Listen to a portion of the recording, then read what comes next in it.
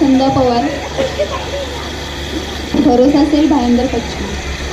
आज मी तुम्हाला भरोसा सेलचे कामकाज, तसेच महिलांवर होणारे कौटुंबिक अत्याचार आणि बालकांवर होणारे अत्याचार, तसेच त्या संदर्भात शासनाने अंमलात आणलेले कायदे याविषयी थोडक्यात सांगणार आहे.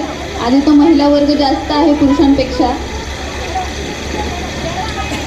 तर भरोसा सेल मीरा भाईंदर वसई विरार पोलीस आयुक्तालयाची वाढती लोकसंख्या तसंच महिलांच्या कौटुंबिक हिंसाचाराच्या वाढत्या घटना याच्या पार्श्वभूमीवर माननीय पोलीस आयुक्त मीरा भाईंदर वसई विरार पोलीस आयुक्तालय यांच्या संकल्पनेतून भरोसा सेलची स्थापना सन 2021 मध्ये झालेली आहे. भरोसा सेलचं कार्यालय हे भायंदर पश्चिम येथे असून माननीय पोलीस उपायुक्त परिमंडळ 1 यांच्या देखरेखीखाली भरोसा सेलचं कामकाज चालतं. भरोसा सेलचा उद्देश असा आहे की जेव्हा महिलांच्या तक्रारी आमच्याकडे प्राप्त होतात कौटुंबिक हिंसाचाराच्या, त्यावेळेस त्यांचे आपण समुपदेशन करतो.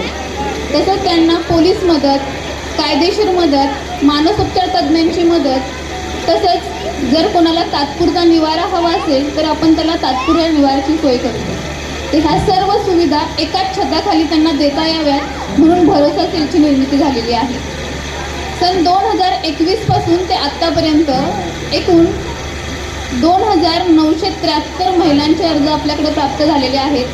त्या 2973 अर्जांपैकी 1818 अर्जांमध्ये आपण तक्रारदार आणि विरोधक यांना बोलवून भरोसा सेलच्या मध्यस्थीने त्या दोघांमधील वाद मिटवून त्यांच्यामध्ये समझोते घडवून आणलेले आहेत. तसेच 1330 तक्रारी अर्जांमध्ये आपण त्यांना कायदेशीर मदत मिळवून दिलेली आहे. त्यामुळे जर कोणत्याही महिलेवर अशा कोणत्याही प्रकारचे हिंसाचार होत असेल तर एक प्लॅटफॉर्म आहे भरोसा सेल की जिथे तुम्ही येऊन तुमची मतं मांडू शकता. कसं असतं, घरातून आतापर्यंत काही कुटुंब अशी आहेत की पोलीस स्टेशनची पायरी चढलेले नसतात, त्याच्यामुळं पोलीस स्टेशनला जायला महिला घाबरतात. तर भरोसा सेल असं प्लॅटफॉर्म आहे की तिथं येऊन तुम्ही तक्रार नोंद करू शकता. आजच्या सध्याची परिस्थिती अशी आहे की अजूनही महिला ही एक पत्नी, एक आई, एक बहीण ही भूमिका बोलतात ना पूर्ण जबाबदारीने पार पाडत असते. परंतु ही भूमिका पार पाडत असताना तिला अनेक समस्यांना तोंड द्यावे लागते. आजही पुरुषप्रधान संस्कृती आहे की ज्याच्यामध्ये महिला ही पुरुषावर अवलंबलेली असते. त्याच्यामुळे तिला तिचे निर्णय घेण्याचे सहसा अधिकार प्राप्त होत नाही. त्यामुळे ती स्वतःचं दुःख कुटुंबाच्या दबावामुळे कुठे मांडू शकत नाही. अशा परिस्थितीत भरोसा सेल असा आहे की त्यांना योग्य समुपदेशन तिथं करू शकतो. तर आपण कौटुंबिक हिंसाचारावर बोलू. जेव्हा एका मुलीचे किंवा एका महिलेचे लग्न होते त्यावेळेस त्यांना अशा खूप काही कौटुंबिक हिंसाचाराच्या पद्धती आहेत ज्यांना सामोरे जावं लागतं. जसं की महिलेला हुंड्यासाठी महिलेचा मृत्यू होतो. त्यानंतर माहेरून सतत पैसे आणण्यासाठी तिच्या मागे तगादा लावला जातो किंवा त्यासाठी तिला मानसिक व शारीरिक त्रास दिला जातो. तसं तिला टोमणे मारतात, शिवीगाळी करतात, मारहाण करतात. कधी कधी असं असतं की पतीचे विवाह सदृश संबंध असतात, पण इतक्या समस्या असून देखील स्त्री ही स्वतःचा आवाज काढत नाही किंवा कोणापुढे स्वतःची तक्रार मांडत नाही. तर अशा परिस्थितीत शासनाने स्त्रियांसाठी वेगवेगळे कायदे केलेले आहेत. कौटुंबिक हिंसाचारापासून स्त्रियांचे संरक्षण अधिनियम 2005, तसंच हुंडाबळी अधिनियम 1961. या कायद्यानुसार स्त्रिया आपली तक्रार पोलीस स्टेशनला जाऊन नोंद करू शकतात. तसंच शासनाने भरोसा सेल तसंच सखी वन स्टॉप सेंटर अशी मदत केंद्रे उभारलेली आहेत ज्याच्यावर स्त्रिया आपली तक्रार जाऊन नोंदवू शकतात. ही मदत केंद्रे स्त्रियांसाठी 24 तास खुली असतात. तिथं जाऊन स्त्रिया आपली तक्रार नोंद करू शकतात.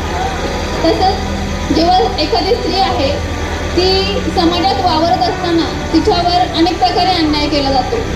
जसं तिची छेडछाड केली जाते, विनयभंग केला जातो, बलात्कारासारखा अपराध तिच्यासोबत घडतो किंवा एखादी स्त्री जॉब करत असेल तर त्या जॉबच्या ठिकाणी सुद्धा तिला लैंगिक अत्याचाराच्या समस्यांना तोंड द्यावं लागतं. तर अशा परिस्थितीत स्त्रियांनी स्त्रियांना या गोष्टीची जाणीव असावी की शासनाने त्यांच्यासाठी वेगवेगळे कायदे, वेगवेगळी मदत केंद्रे तसेच धोरणे तयार केलेली आहेत. तर ते त्याद्वारे पोलीस स्टेशनला जाऊन किंवा संबंधित कार्यालयामध्ये जाऊन स्वतःची तक्रार नोंद करू शकते. मॅम, आम्हाला जर कॉन्टॅक्ट करायचं असेल तर आम्ही कसं करू शकतो तुम्हाला कॉन्टॅक्ट? पोलीस हेल्पलाईन नंबर आहे 1081, त्याच्यावर तुम्ही कॉल करू शकता किंवा पोलीस मदत केंद्र आहे 112, याच्यावर कॉल करू शकता. त्यानंतर कौटुंबिक हिंसाचारासाठी हेल्पलाईन नंबर आहे 1091, याच्यावर तुम्ही डायरेक्ट तक्रार नोंद करू शकता. त्यानंतर आपण लैंगिक अपराधांपासून लहान मुलांचे संरक्षण अधिनियम 2012 याबाबत मी तुम्हाला माहिती सांगणार आहे. म्हणजे तुम्ही पोक्सो ज्याला म्हणता, protection of child from sexual offence, या विषयावर थोडं आपण बोलणार आहोत. जेव्हा एखादी व्यक्ती, म्हणजे ती कोणीही असू शकते, स्त्री, जेंट्स किंवा लेडीज, स्वतःच्या लैंगिक समाधानासाठी किंवा व्यावसायिक फायद्यासाठी किंवा दोन्ही कारणांसाठी जेव्हा बालकाचा वापर करते, बालक म्हणजे 18 वर्षाच्या आतील मुलगा किंवा मुलगी, तर या बालकाचा वापर जेव्हा ती अशा कामांसाठी करते त्यावेळेस त्या बालकावर लैंगिक अत्याचार घडत असतो. तर या प्रकारचे लैंगिक अत्याचार बालकांवर होऊ नयेत किंवा त्यापासून त्यांचे संरक्षण व्हावे म्हणून शासनाने लैंगिक अत्याचारांपासून बालकांचे संरक्षण अधिनियम 2012 हा अंमलात आणला. त्यामध्ये त्या कायद्याच्या तरतुदी बघू आपण, त्या कायद्याचा उद्देश बघू. पोक्सो कायद्याचा उद्देश आहे की लैंगिक अत्याचारांपासून लहान बालकांचे संरक्षण करणे, त्यांच्या हिताचे व अधिकाराचे संरक्षण करणे व गुन्हेगाराला कठोर शिक्षा करणे. या सर्व गोष्टी या कायद्यामध्ये अंतर्भूत आहेत. या कायद्याच्या तरतुदी बघू आपण. या कायद्यामध्ये काय काय आहे. 18 वर्षाखालील मुलगा असो किंवा मुलगी असो, या दोघांवर घडलेल्या लैंगिक अपराधाच्या गुन्ह्यांची दखल या कायद्यानुसार घेतली जाते. या कायद्यानुसार लिंग व वय यात भेदभाव न करता कठोर शिक्षा देण्यात येते. तसंच बालकांच्या लैंगिक शोषणाची दखल या कायद्यानुसार घेतली जाते. एखादं बालक आहे, त्याच्यावर लैंगिक अत्याचार करणे, बालकाला अश्लील व्हिडिओ दाखवणे, तसंच बालकाचा अश्लील कामासाठी वापर करणे, तसंच बालकांच्या अवयवांचे अश्लील व्हिडिओ प्रदर्शित करणे, या सर्व गोष्टींची या कायद्यानुसार दखल घेण्यात आलेली आहे व त्यांच्या हिताचे संरक्षण करण्यासाठी. तसंच या कायद्यानुसार असा जर अपराध कोणत्या बालकावर घडला तर त्या गुन्हेगाराला कठोर शिक्षा देण्यासाठी या कायद्याची अंमलबजावणी करण्यात आलेली आहे. या कायद्यानुसार कोणत्याही बालकावर जर एखादा अपराध घडला तर प्रत्येक नागरिकाची जबाबदारी आहे की त्यांनी याची तक्रार पोलीस स्टेशनला जाऊन करणे हे प्रत्येक नागरिकावर बंधनकारक आहे. जर तुम्हाला तुमच्या आजूबाजूला परिसरात अशा घटना समजल्या तर प्रत्येक नागरिकावर ही गोष्ट बंधनकारक आहे की त्यांनी जाऊन ह्या तक्रारी पोलिसांना सांगाव्या. तसंच जो कोणी असा अपराध घडलेला आहे आणि पोलीस स्टेशनला जाऊन माहिती देणार नाही तर हा एक दंडनीय अपराध आहे. या गोष्टीसाठी त्याला शिक्षाही होऊ शकते. या कायद्यानुसार पुरावे देण्याची जबाबदारी ही गुन्हेगारावर असते. त्याच्यामुळे न घाबरता जर अशा प्रकारचा अपराध आपल्या बालकासोबत घडला असेल तर तुम्ही पोलीस स्टेशनला जाऊन त्याबाबत सांगणे किंवा कळवणे फार गरजेचे आहे. या कायद्यानुसार लोकांना कसं वाटतं की आता मी माझ्या मुलाविषयी तक्रार घेऊन पोलीस स्टेशनला गेलो तर माझा मुलगा शाळेत जातो, तर ही जर तक्रार मी नोंद केली तर माझ्या मुलाला बऱ्याच काही समस्या फेस कराव्या लागतील. तर असं काही होत नाही. जेव्हा एखाद्या बालकावर अतिप्रसंग घडलेला असतो आणि त्याची तक्रार नोंद केली जाते तेव्हा ही माहिती आपण गोपनीय ठेवतो, त्याची कुठेही वाच्यता करत नाही. बालकाचा फोटो, बालकाचे नाव किंवा त्याच्याविषयी जी काही माहिती पोलीस स्टेशनला आलेली असते ते आपण कुठे उघड करत नाही. जर ही माहिती कुठे प्रसारमाध्यमामध्ये किंवा कुठे आणखी ठिकाणी जर उघड केली तर त्याच्या विरोधात कठोर कारवाई करण्यात येईल अशी ह्या कायद्यामध्ये तरतूद आहे.